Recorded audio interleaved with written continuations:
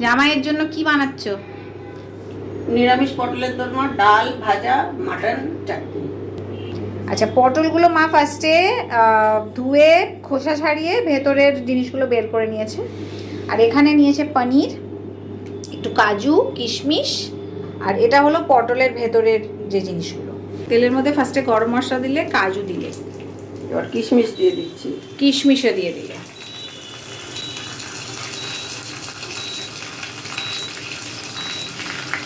এটা একটু ভেজে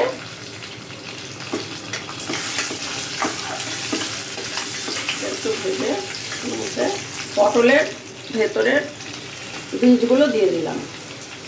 আচ্ছা, এবার এটা ভালো করে ভাজা করতে হবে।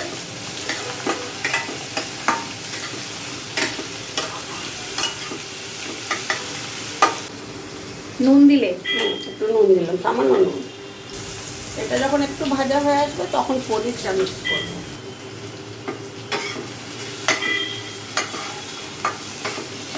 আর আমি পনিরটা দিচ্ছি।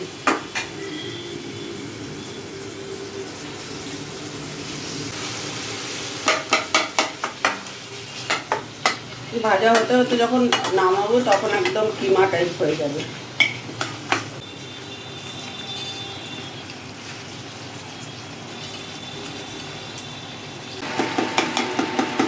দেখো পনিরগুলো কিন্তু এখন একদম ভেঙে গেছে। তো এটাকে একটু লাল করে ভাজবো যাতে মানে ভেতরে কোনো রকম কাঁচা ভাব নাই থাকে, কারণ ইয়ে আছে না, পটলের ভেতরের বীজগুলো আছে, তারপরে কাজু কিশমিশ সবই ভালো করে ভাজা হোক। একটু লাল লাল করে ভাজা করলে তাহলে এটা টেস্টটা ভালো আসবে। আচ্ছা, এবার এটা হয়ে এসছে, এবার কি করবে মা? একটু গরম মশলা দিচ্ছি সামান্য। গরম মশলার গুঁড়ো? গরম মশলা গুঁড়ো দিয়ে দিলাম।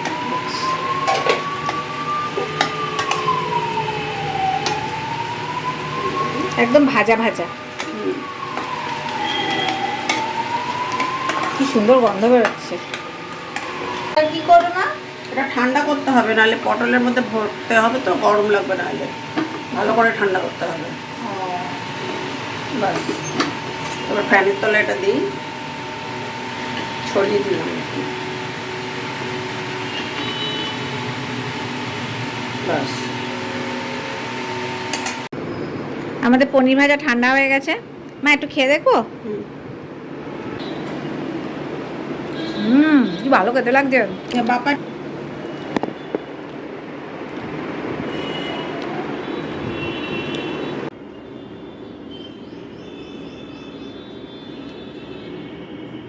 মা পটলের ভেতরে এরকম জানলা বানায়, আমার খুব মজা লাগে।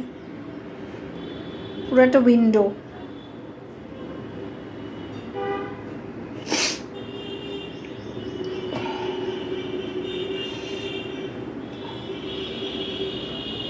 এটা একটা মানে জাস্ট একটা ময়দার ইয়ে দিলাম যাতে ছেড়ে না যায়, নাহলে ভাজার সময় বড্ড ঝামেলা হয়। মানে ওটা গ্লু এর কাজ করছে। এবার জানলা বন্ধ হয়ে গেল। এবার আমি ভাজবো। এটা যেমন ভেজ রেসিপি, আবার পটলের মধ্যে চিংড়ি মাছের পুর দিয়েও কিন্তু দারুণ লাগে। ভেটকি মাছ বা কাতলা মাছের পুর দিয়েও ভালো লাগে, মাটন কিমা দিয়েও ভালো লাগে। মানে যা করবে সেটাই টেস্টি। চলি, পটলগুলোকে এবার ভাজবো। যে কড়াইটায় পুর বানালাম ওটা দিয়ে তেল ঢেলে দিচ্ছি।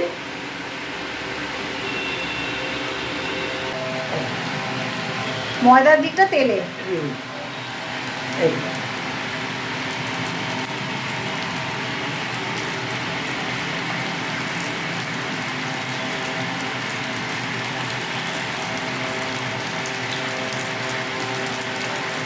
হাই আঁচে দিচ্ছ একদম? হাই আছে আপাতত দিই, তারপরে কমাবো। পাঁচটার বেশি আর দেবো না এখন।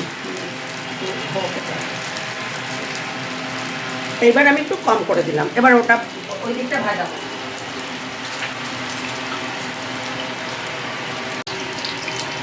এবার ময়দাটা শক্ত হয়ে গেছে। ময়দাটা একটু শক্ত হয়ে গেছে, এবার আলতো করে এবার এই পাশটা করে দিই। আর একটা কথা এখানে মনে রাখতে হবে, পটলের বীজগুলো যখন বার করবো আমরা, তখন ওই পটলটার পেছন দিকগুলো না একটু ছুরি দিয়ে চিড়ে চিড়ে দিতে হয়, নাহলে কি হয় এটা কেটে যায়। পুরটা বেরিয়ে যাবে না? না, সেটা বেরোয় না। বাকি পটলগুলো উল্টে দাও।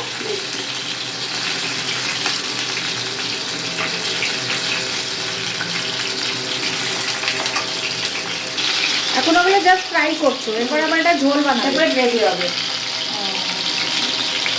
সবকটা ভাজা হয়ে গেছে, মোটামুটি ভাজা হয়ে গেছে, মানে ওর গ্রিন গ্রিন ভাবটা কাটিয়ে নিলেই যথেষ্ট।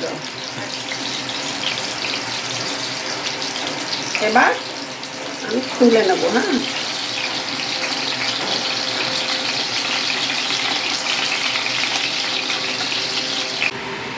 আচ্ছা পটল তো ভাজা হয়ে গেল, এবার নেক্সট স্টেপ কি? এবার গ্রেভি হবে। এই কাজু হুম, আর পুরের সামান্য একটু বেঁচে গেছিল, সেটা মধ্যে কিশমিশ কাজু আছে যেহেতু সেটাও ওর মধ্যে দিয়ে দিয়েছি, আর দুধ। ব্যাস। ও এর মধ্যে একটু আদা দেওয়া আছে। হ্যাঁ, এবার একটা গ্রেভি তৈরি হবে।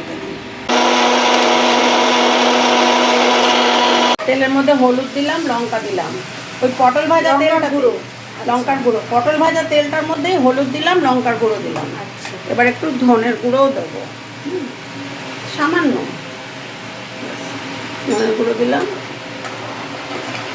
এবার একটু নুন দেবো।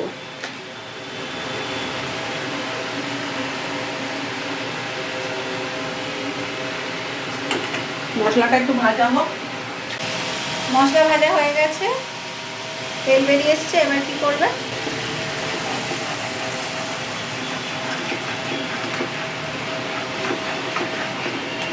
লেগে রয়েছে সেটাকে শেক করে বাস এর মধ্যে দিয়ে দিই। আর একটু কাশ্মীরি লঙ্কার গুঁড়োটা দিলাম, কালারটা ভালো আসবে। একটু ব্ল্যাক পেপার দিলাম। এবার মশলাটা কষুক।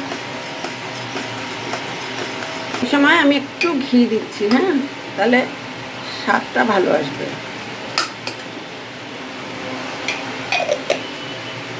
এবার জাস্ট এই মশলাটা ঘন হয়ে যায়।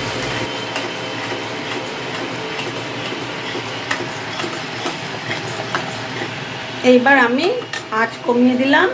এবার আমি পটলগুলো ছাড়বো।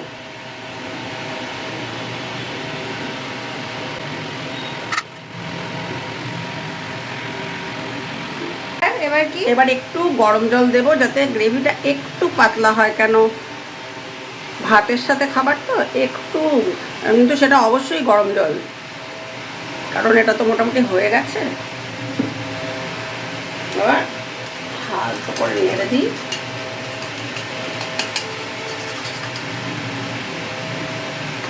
ময়দার কোটিংটা দিয়েছে বলে কোনো পটল থেকে পুর বেরোয়নি। গরম মশলা দিচ্ছে, গুঁড়ো গরম মশলা, গুঁড়ো গরম মশলা। তাহলে পটলের দোরমা রেডি। গ্যাস বন্ধ করে দিলাম। হ্যাঁ, এবার শুধু সার্ভ করার দিন।